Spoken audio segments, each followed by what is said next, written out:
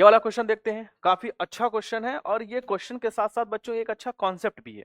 Generally इसमें क्या होता है कि आपको ऐसे रैंडम कोई सा भी नया एलिमेंट्स बोल देगा कि नया एलिमेंट डिस्कवर किया गया है, तो बताओ वो पीरियोडिक टेबल में कौन सी पोजीशन रखेगा या उसकी है ना कौन सी फैमिली में रखना चाहिए, कौन सा कॉन्फ़िगरेशन देखने को मिलता है। ऐसे क्वेश्चंस आपको कई ज्यादा देखने को मिलते हैं और ऐसे क्वेश्चन पूरी तरीके से बेस्ड होते हैं बच्चों इलेक्ट्रॉनिक कॉन्फ़िगरेशन पर।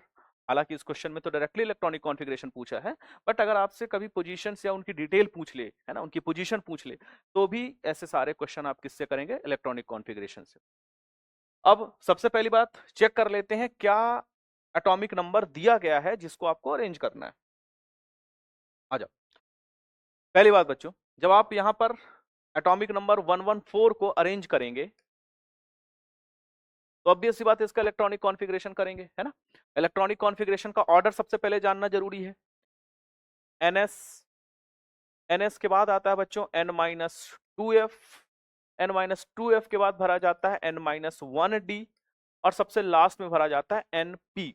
ये चीज हमेशा आपको काम करेगी। आप चाहे तो इसको ऐसा भी देख सकते हो बच्चों कि जैसे मान लो पीरियोडिक टेबल है ना। मान लो अगर आपको ये याद करने में, ये फॉर्मूला या ये पैटर्न समझने में जरा सा भी मेहनत लग रही हो तो बड़े सिंपल सा चीज है। ऑब्वियस सी बात है बच्चों, अगर पीरियोडिक टेबल बनाई गई होगी तो ऐसे तो रैंडम नहीं बना दी गई है ना, इसके पीछे कोई ना कोई मैथमेटिक्स, कोई ना कोई लॉजिक लगता है। ये वही लॉजिक है। यस, इसका मतलब अगर ये ऑर्डर सही है ना तो आपको पीरियोडिक टेबल का भी सीक्वेंस यही देखने को मिलता है। देखो, सबसे पहले आप एस ब्लॉक भरते हो, चेक करो, सबसे पहले आपने एस भरा है।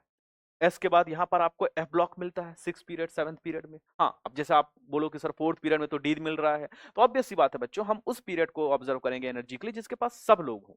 आप ऐसे किसी भी पीरियड को नहीं चेक कर सकते जहां पर केवल एस हो, केवल पी हो या एस पी हो, डी हो। ऐसे वालों से कोई खास फायदा नहीं होता है। उस सीरीज को चेक करना जिसमें सब हो। एस 6 पीरियड में देखो, फिर एफ, एफ के बाद डी और डी के बाद पी। ये कॉन्सेप्ट आपको हमेशा काम आएगा। देखो, S F D P, S F D P, किसी भी एलिमेंट का कॉन्फ़िगरेशन करना हो सीधे सीधे लिख दिया करो एस एफ डी पी। ठीक, जिसमें से एस और पी nth ऑर्बिट में जाते हैं क्वांटम नंबर के हिसाब से, है ना। एफ n-2 और डी n-1 में जाता है, ये इसका एनर्जी ऑर्डर है।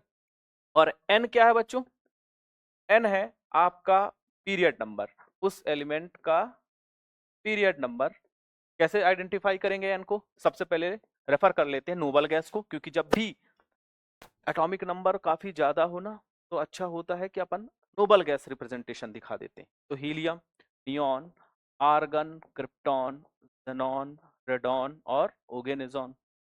क्या है एटॉमिक नंबर इनके, 2, 10, 18, 36, 54, 86 और 118 जो कि एटॉमिक नंबर। बिल्कुल आप पीरियड टेबल रेफर करके चलो, शुरुआती टाइम में आपको बार बार रेफर करना पड़ेगा।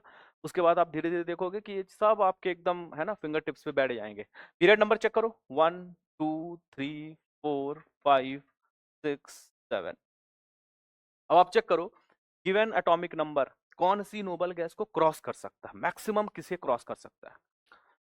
रेडॉन 86, अगर हम ओगेनेजॉन की बात करें तो 118 है, 114 है, नहीं इसको तो क्रॉस नहीं कर सकता। तो सीधी सीधी बात है कि सर रेडॉन को क्रॉस कर देगा और रेडॉन को क्रॉस करते ही एन 6 को क्रॉस कर गया है। इसका मतलब एन की वैल्यू कहां पहुंच जाएगी, 7th में, क्योंकि 6 पीरियड का लास्ट मेंबर तो रेडॉन है, इससे ज्यादा इलेक्ट्रॉन इसको क्रॉस कर गए हैं। तो एन की वैल्यू हमें यहां पर कितनी मिल गई है बच्चों, 7।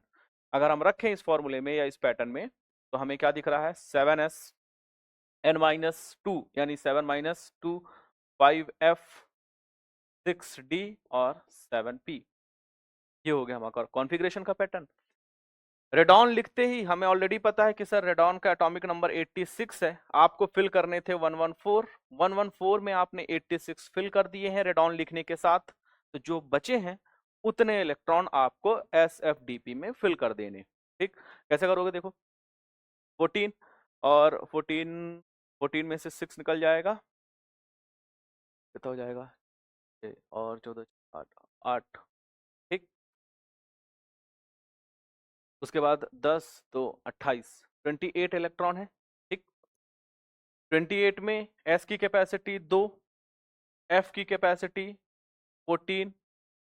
ठीक, 14 और 2 16, डी के 10, 26। आपको कितने बचे हैं? 28 इलेक्ट्रॉन भरे हैं।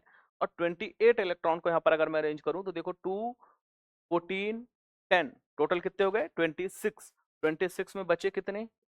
2 बचे। तो इसका कॉन्फ़िगरेशन कुछ ये देखने को मिला। मैं थोड़ा सा क्लियर यहाँ पे साइड में लिख देता हूँ।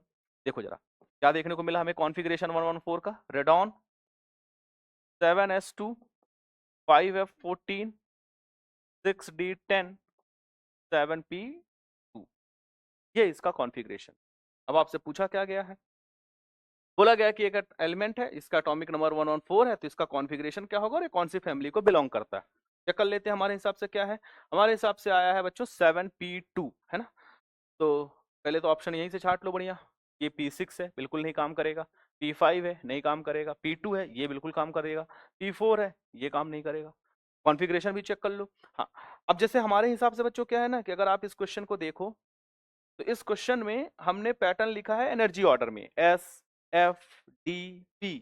क्वेश्चन में आप बिल्कुल भी एक्सपेक्ट मत करना कि आपको एनर्जी ऑर्डर में ही बना के दे भी सकता है और नहीं भी दे सकता। जैसे इस क्वेश्चन में एनर्जी ऑर्डर में नहीं दिया, इसने इस बार क्या कर दिया बच्चों, पोजीशन, ऑर्बिट की पोजीशन के ऑर्डर में लिख दिया। ऐसा भी लिखा जा सकता है पर फिलिंग एनर्जी के हिसाब से होगी। फॉर एग्जाम्पल यहाँ पर देखो कैसे किया है, 5 के बाद 6 के बाद 7, पोजीशन वाइज फिल किया है। इसलिए आपको वो ऑर्डर एनर्जी के सीन में देखने को नहीं मिलेगा। अब रही बात फैमिली चेक करने की, तो हमारा कॉन्फ़िगरेशन आया है P2। एक और शानदार ट्रिक बताता हूं बच्चों। P2 मतलब जो जितने इलेक्ट्रॉन रहे जिस सबशेल में, उसी ब्लॉक की उतनी लाइन गिनना है। फॉर एग्जाम्पल जैसे यहां पर आपका कॉन्फ़िगरेशन आया है P2, मतलब P ब्लॉक की दूसरी लाइन गिननी। बस पहली लाइन क्या होती है? Boron family. दूसरी लाइन क्या होती है? Carbon family. तो P2 है मतलब P ब्लॉक की दूसरी लाइन, P ब्लॉक की दूसरी लाइन कार्बन फैमिली, है ना। तो उस हिसाब से देखें तो थर्ड ऑप्शन आपका देखने को मिलेगा। तो केवल केवल आंसर से ज्यादा इस बात पर ध्यान दो बच्चों कि प्रोसेस कैसे करना है, किसी भी क्वेश्चन को आप कैसे बना सकते हो। सबसे पहले जो सबसे मेन पॉइंट है आपका वो ये होना चाहिए, कॉन्फ़िगरेशन लिखने का पैटर्न, है ना। सबसे बढ़िया रहेगा कॉन्फ़िगरेशन बनाओ। कॉन्फ़िगरेशन कितना भी बड़ा एटॉमिक नंबर दे दिया जाए इस तरीके से, ये एनर्जी ऑर्डर, और इस नोबल गैस रेफरेंस से आप सबसे पहले लिखो कॉन्फ़िगरेशन। एक बार कॉन्फ़िगरेशन लिख दिया तो खुद ही बता देगा ये कौन सी फैमिली का है और क्या आंसर आना चाहिए। दूसरी खास बात यहाँ पर मैं बता दूं बच्चों, जैसे आप जब कॉन्फ़िगरेशन लिखो ना तो एनर्जी ऑर्डर, नोबल गैस लिखने के बाद जो इलेक्ट्रॉन बचते हैं उन्हें फिल कर दिया जाता है। तो उस हिसाब से देखा जाए तो अब आंसर क्या आ गया इसमें, कार्बन फैमिली, यानी थर्ड ऑप्शन